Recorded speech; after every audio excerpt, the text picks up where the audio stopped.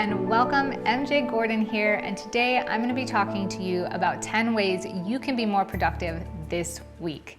Productivity is something that is never ending, something that we can always improve and get better on. And if you're like me, I find myself oftentimes just rushing to hustle throughout my day, but feeling like there's a couple key things or tweaks that I can probably make to be even more productive. Before we get to today's video though, I want to take the time to ask you, today's video is a little bit different. And if you haven't been noticing, I've been playing with differences in just kind of the content and format, and I don't even really want to say what's different. If you can guess, tell me in the comments below. What I really want you to do is experience today's video and see if you can tell a difference, see what you feel about the experience, and let me know whether or not you like it. And then also hit that thumbs up button if you like these kinds of videos or you are interested in this topic. Engaging with my videos is the best way to help me continue to create more content. So thank you for doing that. So we can talk about productivity all that we want, but productivity doesn't really work if we are not working to make ourselves more productive. And these are one of the areas where it's tough because you have to take the time to actually plan to be productive. Like, you have to make an effort, but if you don't make that effort because you feel like you don't have enough time, you actually end up being less productive. So it's like one of those things where you're investing time to get more time back. And sometimes you can feel like you're really trying to stay on task, like get things done. But if you don't feel like you're hitting your schedule every single day or your to-do list, and you feel like me, which is it's Friday and oh my gosh, like I'm so backed up because by Tuesday and Wednesday I already wasn't completing my whole day and being productive enough, then maybe one of these 10 tips will help you. So let's go ahead and get into it. The first tip I have is to be intentional, to plan and have a schedule. Now this seems like a no-brainer, but I'm not talking about just like scheduling your appointments or your Zoom meetings. I'm talking about scheduling your whole day.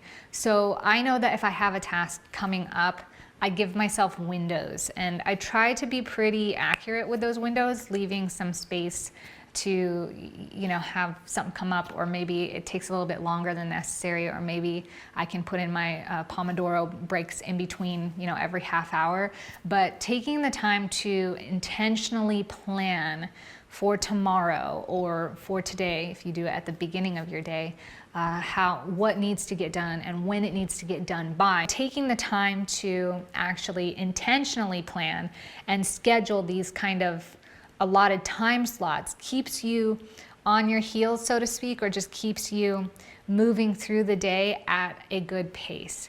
Tip 2 that I have is to organize your day in a way that you're segregating personal and workspace. Emergencies happen, like if your kid called you in sick from school, you'd probably leave work to pick them up, etc. So that happens, but most of the time you really want to save that space for emergencies, and you want to completely segregate your personal and your work in the day. So what this means is when I'm working at home, I'm in my actual office. I create a space that is only for work. It is the space that I come to only work. When I work, my personal phone calls and texts get put on silent.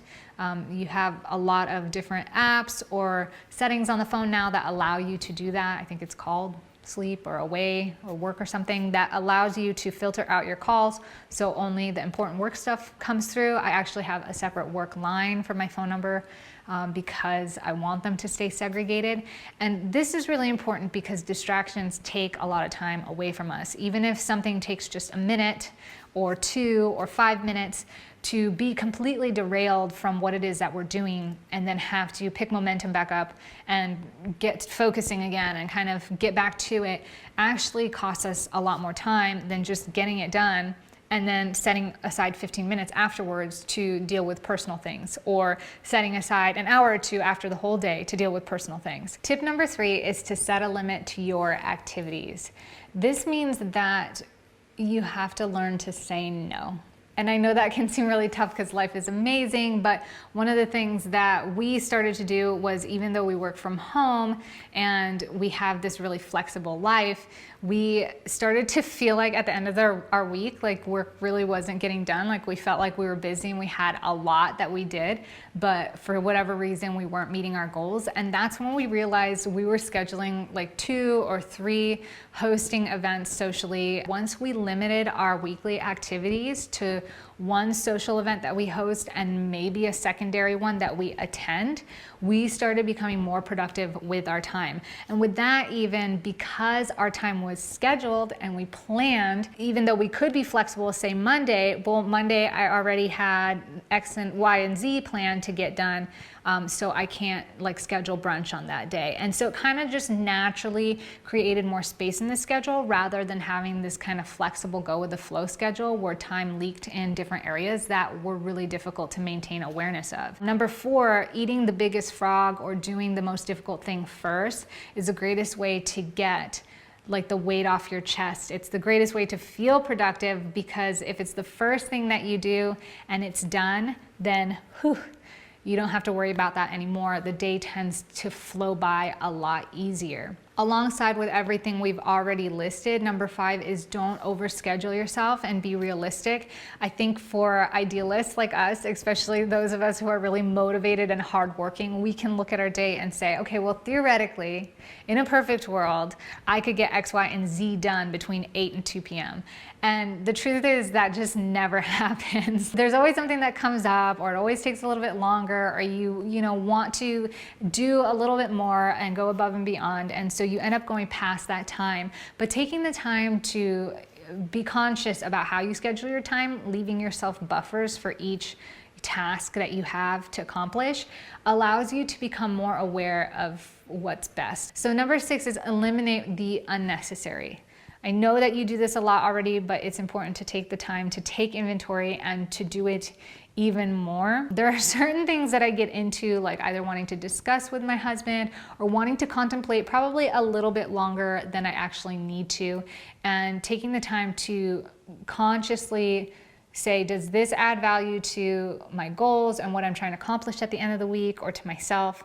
If no, remove it. It doesn't mean get rid of fun stuff. It just means like, what is it really doing to help you? The next thing that I want to talk about, which is a broken record thing. Can you guess? Like, before I even say this, I will like high five you. We'll do something special. If you can guess before I do this, what am I going to say that needs to be prioritized? Some of you, I think, got it. Sleep. I imagine that you got that I would say prioritize sleep. When you prioritize your sleep, you set yourself up for success because you have a clear head, you have energy, you feel good, and that's gonna power you through your day. Everybody knows that when you get terrible sleep, then it is like sluggish and foggy and unmotivating and just gross trying to get through the day. And when I say prioritize sleep, like I know some of you guys are like rushing to get to bed and you have like the routine down perfect, but really what some of you need to be doing is really pushing your bedtime up, or not thinking so much when you wake up in the middle of the night, trying to utilize or lean on some of the sleep tools that we've discussed here. If you are not familiar with those, I'll stick the link in the video description down below, but some of the sleep hygiene stuff that we've discussed is going to help you get higher quality sleep. But alongside with sleep, number 8, don't skip breakfast. It's really easy to run out of the door with coffee and a bagel, or go to Starbucks and get something really quick and easy. But that is only further taxing your system without actually supporting what your system needs to have clarity and sharpness and focus. And even if coffee gives you that boost right now, I'm not saying don't drink coffee, but what I'm just saying is make sure you have a nutritious meal in the morning too. Don't just drink the coffee and a muffin, or just the coffee and a bagel, or just the coffee and a piece of toast. That's not enough to support your system to be productive throughout the entire week. It might feel good right now, but that is asking for an inevitable crash and burn if that's something that you rely on all the time. So save those kind of quick coffee runs in the morning, skip breakfast for emergencies only, and then get to a really good meal as soon as possible. Number 9, have fun, and make sure you have fun to look forward to. How is this being more productive? Well, the problem is most of us, when we get distracted and we try to be productive, but we derail from that productivity to have a little bit of fun, 5 minutes here, 5 minutes there, we're not really truly immersed in that fun. So we're not really getting the recharge and the joy that we would get when it is conscious, deliberate fun. So it's best to, like I say, separate work and personal, but it's best to focus on all the work, get it done, and have deliberate, ample amount of space to have fun. And that fun is going to be more fulfilling. And it's necessary for you to have that to look forward to on a regular basis, because then otherwise you're just a workhorse, and that's an inevitable crash and burn. Lastly, along with having that fun, is having daily time to recharge. This is essential, just like it takes an investment of time to focus on prioritizing and to be productive. It takes time to give yourself daily recharge time, but it's this space where your body has time to unwind, cool down, and just reset so that you can start refreshed, renewed, and recharge. And that's so important, whatever that means to you. Do what it takes, and like be really honest about what it is that truly recharges you. Like, it makes you feel refreshed, alive, renewed. You can feel it kind of balance your mood and your mindset. You want to discover what that is and make sure you do that at least 30, if not 60 minutes a day, and it will change your life. I promise you, you're gonna power through everything and be like, wow, I just move like super fast, super efficiently when I take the time to do that. And I would say above all on this list, like the second half of this list is actually the things that I've found to create the most productivity in my life. All the little things like planning, scheduling, organizing, like good work hygiene, those things obviously are very helpful, because when you don't do that, then it adds up, like all the little things. But the things that I feel like have made the most drastic differences are the things that are really surprising, like prioritizing sleep and limiting your weekly schedule.